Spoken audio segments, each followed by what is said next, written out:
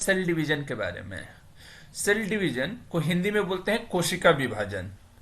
ये दो तरीके के होते हैं ह्यूमन बीइंग में। एक होता है मियोसिस, जिसको हिंदी में बोलते हैं अर्धसूत्री विभाजन, जिसका खोज एक साइंटिस्ट ने किया था जिनका नाम था ऑस्कर हार्टविंग। ये मेयोसिस का जो प्रोसीजर होता है ये होता है सेक्स सेल में या फिर बर्थ सेल में। उसके बाद जो दूसरा होता है वो बोलते हैं उसे माइटोसिस या फिर समसूत्री विभाजन, जिसका खोज वेथर फ्लेमिंग ने किया था। ये डिवीजन होता है बॉडी सेल में। ये सब डीप में आगे समझ में आएगा कि सेक्स सेल क्या होता है, कैसा होता है, बॉडी सेल में कैसा डिवीजन होता है। तो अभी हम लोग सोचते हैं कि यार जब बॉडी एक ही है तो दो तरह का सेल डिवीजन की जरूरत क्या पड़ी। तो देखिए, ये दो तरह का सेल डिवीजन की जरूरत इसलिए पड़ी क्योंकि हमारे शरीर में जो सेल हैं वो भी दो प्रकार के होते हैं। पहला होता है जर्म सेल, जिसको हम सेक्स सेल कहते हैं या फिर रिप्रोडक्टिव सेल कहते हैं। हिंदी में बोलिए तो जनन कोशिका। और दूसरा सेल होता है जिसको हम लोग सोमेटिक सेल या फिर बॉडी सेल कहते हैं। हिंदी में इसको कहते हैं कायायिक कोशिका। ठीक है। तो जर्म सेल सेक्स सेल क्या होता है? वो सेल जो कि रिप्रोडक्शन में पार्टिसिपेट करते हैं। ठीक है। अब ये जो सेक्स सेल है ये कहां पे होते हैं? मेल के टेस्टिस में, जिसको हिंदी में बोलते हैं ब्रिसेंड। ब्रिसेंड में होते हैं। और फीमेल के ओवरी या फिर हिंदी में बोलिए तो अंडाशय के अंदर में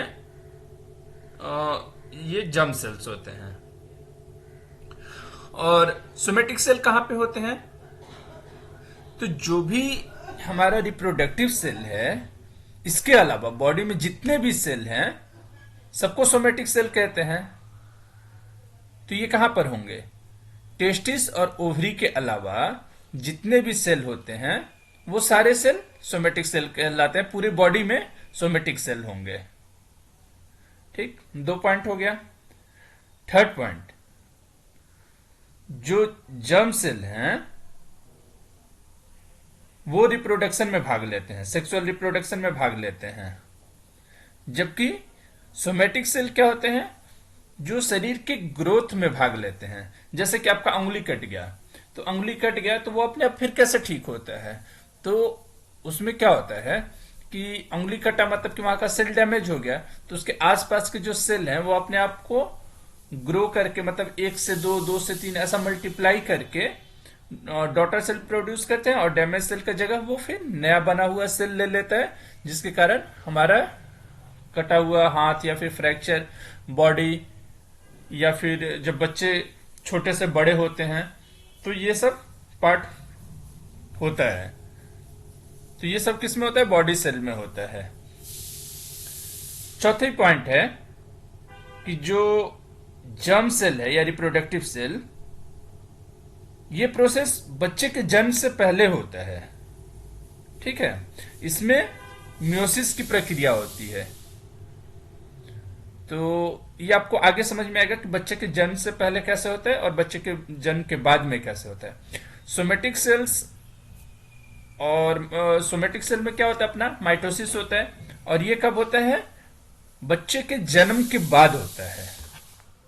ठीक है। अभी देखिए क्या होता है कि कोई भी सेल हो, ह्यूमन बॉडी में टोटल जो होते हैं 46 क्रोमोसोम होते हैं, जिसको हिंदी में बोलते हैं 46 गुणसूत्र होते हैं। अब इनका काम क्या है कि ये हमारे कैरेक्टरिस्टिक्स को डिसाइड करते हैं कि मतलब हमारी आंखें काली होंगी कि ब्लू होगा, बाल का कलर कैसा होगा। तो ये सब डिसाइड करने का करते हैं कौन? क्रोमोसोम। तो एक ह्यूमन बीइंग में 46 क्रोमोसोम होते हैं। वो चाहे सेक्स सेल हो या फिर बॉडी सेल, दोनों में ही 46 क्रोमोसोम होते हैं। तो अब बात आ गई कि जब दोनों में 46 ही क्रोमोसोम हैं तो माइटोसिस और मियोसिस की जरूरत क्यों पड़ गई, है ना। तो देखिए, जो माइटोसिस है ये कहां पर हो रहा है, बॉडी सेल में। मतलब कि अगर आपकी उंगली कट गई तो वो रिपेयर किसके थ्रू होगा, माइटोसिस सेल डिवीजन के थ्रू। अगर उंगली कटा मतलब कि क्या, वहां के आसपास का जो सेल है वो आपका डिस्ट्रॉय हो गया, है ना। तो जो डिस्ट्रॉय सेल है, डिस्ट्रॉय सेल के चारों तरफ जो अच्छे सेल होंगे वो क्या करेंगे कि अपने को डिवाइड करेंगे, ठीक है, 1 से 2, 2 से 3, 3 से 4। तो इस टाइप से बहुत सारे डॉटर सेल बनेंगे और जितने भी डिस्ट्रॉयड सेल थे उनको रिप्लेस करके उनके जगह पे अच्छे डॉटर सेल आ जाएंगे, जिसके कारण हमारा हाथ सही हो जाता है, ठीक है।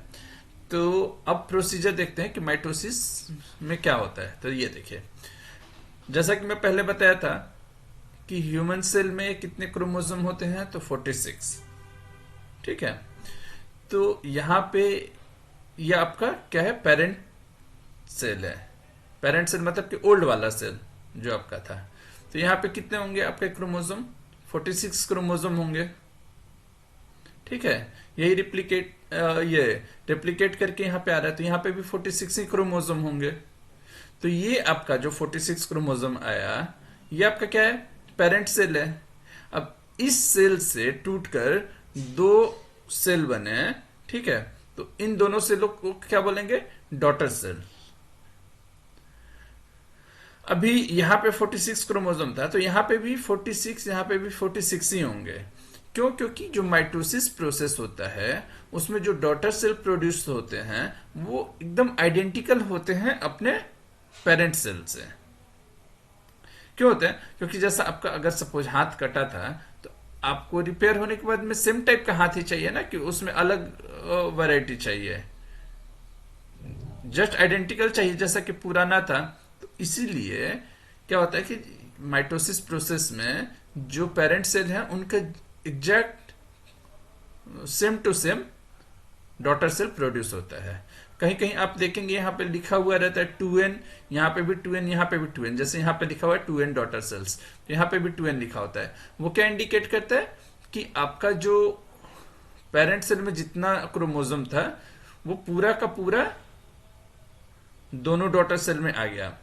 इस टाइप के सेल डिवीजन को बोलते हैं डिप्लॉयड सेल डिवीजन, ठीक है। क्योंकि यहाँ पे कितना है, 2 है, डाइपो, ठीक है।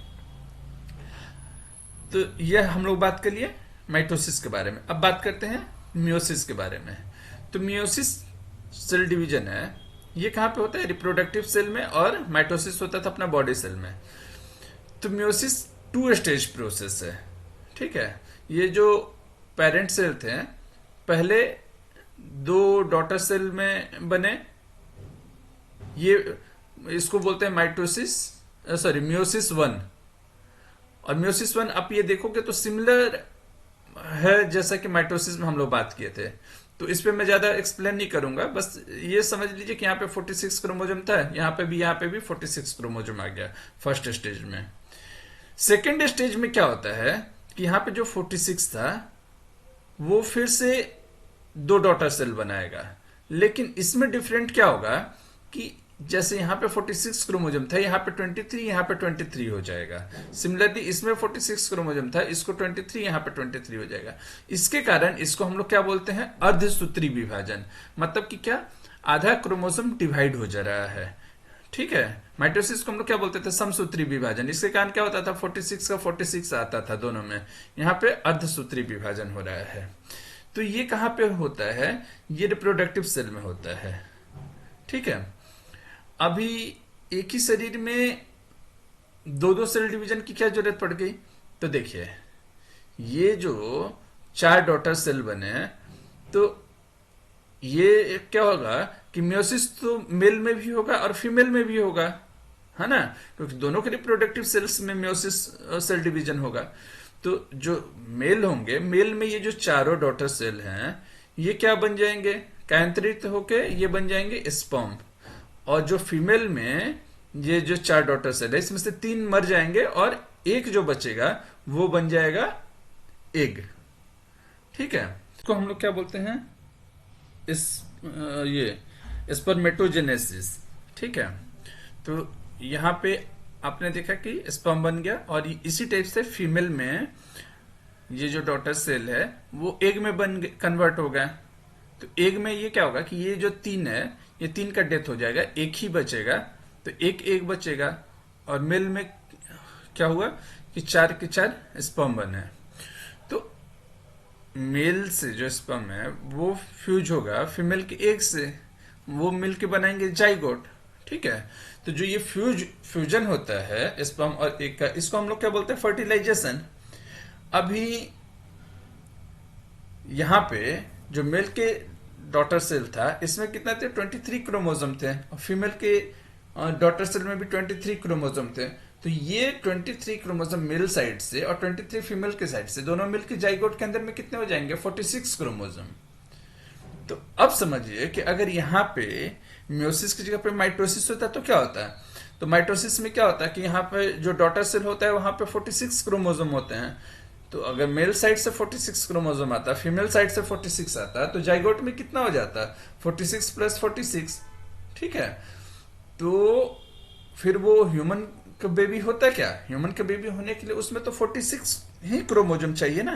तो इसलिए जो रिप्रोडक्टिव सेल है वहां पे मियोसिस होता है, अर्धसूत्री विभाजन, क्योंकि यहाँ पे 23 क्रोमोसोम हो जाता है मेल में और यहाँ पे 23 क्रोमोसोम और दोनों मिलके 46 क्रोमोसोम बना लेते हैं, जिसके कारण वो फिर ह्यूमन बेबी बन जाता है। और जो जाइगोट है, जाइगोट एक पेन की टिप की आकार का छोटा सा संरचना होता है। ठीक है, तो जाइगोट के बाद फिर से उसमें सेल डिवीजन होता है। लेकिन अब जो सेल डिवीजन होगा वो क्या होगा कि माइटोसिस होगा, क्योंकि मैं पहले ही बताया था कि बर्थ के पहले तक मियोसिस होता है और बर्थ के बाद माइटोसिस होता है। तो जाइगोट तो बन चुका है, अब इसके बाद में जो एम्ब्रियो बनेगा तो वहां पे माइटोसिस होगा। ठीक है, फिर एम्ब्रियो से फिटस बनेगा, उसमें भी माइटोसिस होगा। उसके बाद फिटस बन गया, वही बाद में फिर चाइल्ड बनेगा। तो अभी हम लोग म्योसिस समझ गए, माइटोसिस समझ गए, ये 2 टाइप के सेल डिवीजन क्यों होता है, मतलब उसका सिग्निफिकेंस वो समझ में आ गया। अब उसका स्टेजेस देख लेते हैं कि किस स्टेज में होता है। तो जो माइटोसिस होता है वहां पर 2 स्टेज होता है, एक होता है ये इंटरफेस और दूसरा होता है क्या बोलते हैं, मिटोसिस। तो इंटरफेज में क्या होता है कि 95% टाइम लगता है, यहाँ पे वो तैयारी करता है अपना सेल डिवाइड होने के लिए। ठीक है, और मेटोसिस में क्या होता है कि वो 4 स्टेज में होता है, prophase, metaphase, anaphase and telophase. ठीक है, तो जो ये प्रोफेज, मेटाफेज, एनाफेज और टीलोफेज होता है इसको बोलते हैं कैरियोकाइनेसिस। मतलब कि इस स्टेज में क्या होता है कि जो सेल है, सेल अपने आप को अंदर में डिवाइड करता है। ठीक है, और जब पूरा सेल डिवाइड हो जाता है तो उसको बोलते हैं साइटोकेनोसिस। तो वहां पे क्या होता है कि सेल पूरी तरह से डिवाइड हो जाता है। ठीक है, तो कैरियो मतलब क्या, न्यूक्लियस, और साइटो मतलब कि सेल। ठीक है, तो सेम प्रोसीजर म्योसिस में भी होता है। म्योसिस के भी डिवीजन में वो 2 स्टेज का प्रोसेस है। ठीक है, फर्स्ट स्टेज पूरा सेम टू सेम माइटोसिस की तरह है। तो जो फर्स्ट स्टेज में डिवाइड होगा ये, तो इसमें भी 5 स्टेज होंगे, interface, prophase, metaphase, anaphase and telophase. ठीक है, तो जो म्योसिस का प्रोसेस होता है उसको एम फेज बोलते हैं, और उसके पहले वाला जो था जहां पे की तैयारियां कर रहा था सेल डिवाइड होने के लिए, उसको इंटरफेस बोलते हैं। ठीक है, इंटरफेस फर्दर 5 भाग में, सॉरी 3 भाग में डिवाइड है, G1, S और G2। ठीक है, अब समझते हैं कि प्रोफेज में क्या होता है? तो प्रोफेज में जो हमारा सेल के अंदर में वो डीएनए है वो अरेंज होके कॉम्प्रेस होके क्रोमोसोम के फॉर्म में आ जाता है। ठीक है। फिर उसके बाद प्रोफेज के बाद में क्या होता है कि इसमें जो ये अंदर का ये सेल था, अपना न्यूक्लियस का जो कवर था, वो डिसअपेयर होने लगता है। फिर मेटाफेज में क्या होता है कि जो क्रोमोसोम था वो सेंटर में आ जाता है, इक्वेटर के पास में आ जाता है। जितने भी क्रोमोसोम है वो इक्वेटर के पास आ जाते हैं और एक फाइबर लाइक स्ट्रक्चर बनने लगता है। कहाँ पे? अपना जो दोनों पोल है, दोनों पोल पे फाइबर लाइक स्ट्रक्चर बनने लगता है। ये कैसा होता है? जैसे कि आप अर्थ देखे होगे तो अर्थ पे अक्षांश रेखा जैसे बना रहता है ना, कि पोल से दूसरे पोल तक, उसी टाइप से फाइबर लाइक स्ट्रक्चर बने रहते हैं। ठीक है। थर्ड स्टेज आ जाता है एनाफेज। तो एनाफेज में क्या होता है कि जो फाइबर है वो क्रोमोसोम को दो भागों में तोड़ देता है और अपनी तरफ खींच लेता है। तो आधा क्रोमोसोम ऊपर की तरफ चला जाता है, आधा नीचे की तरफ।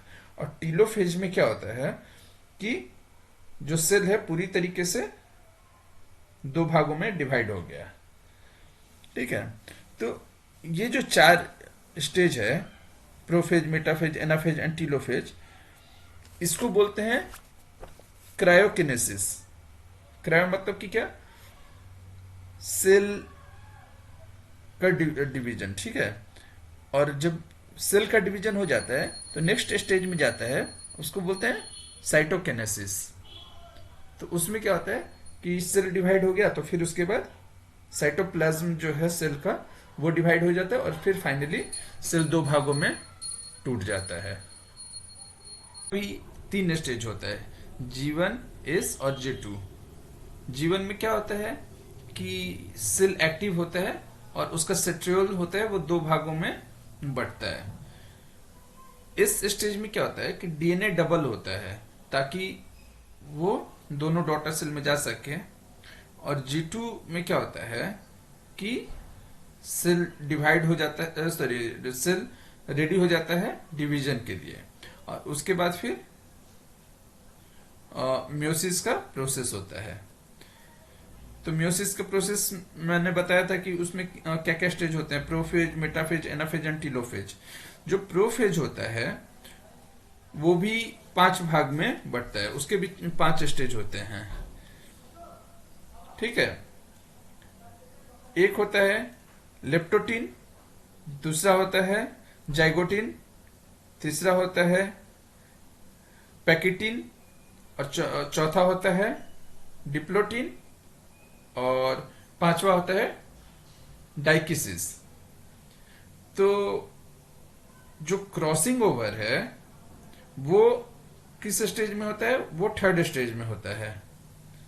पैकिटीन जो था वहां पे होता है, क्योंकि आप देखे होंगे कि एक मदर के 2 बच्चे होते हैं, उनमें भी प्रॉपर्टी डिफरेंट होता है ना? दोनों पूरी तरीके से सेम सेम नहीं होते हैं, दिखने में भी अलग होते हैं, कैरेक्टरिस्टिक्स भी अलग होता है। तो वो क्यों होता है?